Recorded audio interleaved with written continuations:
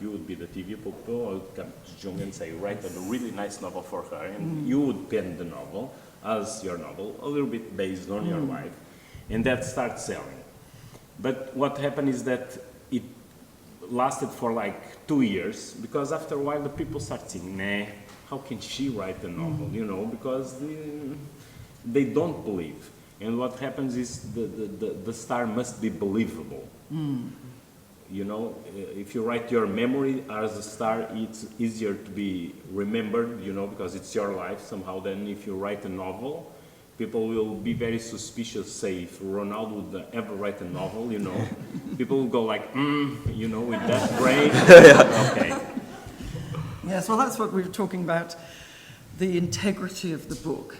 And I know in our market, the volume now comes from DDSs, discount department stores, for those who've managed to stay away from them. And the mix, the product mix that they want in their stores are a celebrity. And that's probably where this panel ideas come from, is because as publishers need to achieve turnover with in our market, we've lost Angus and Robertson, we've lost Borders, we've lost lots of smaller bookshops.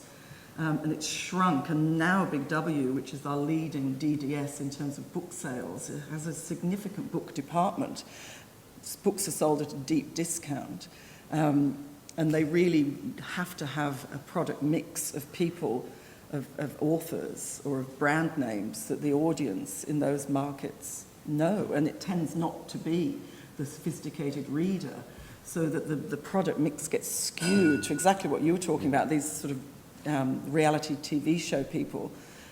It doesn't always work, which is the good news.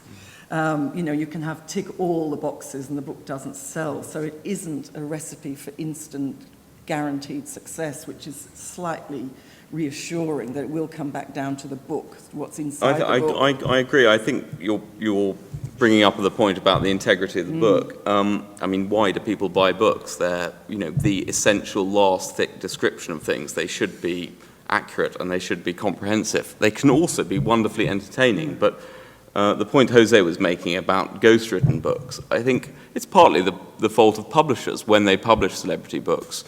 Obviously, you often get ghostwriters on board. Often it can be a very productive partnership and these books can be worthwhile.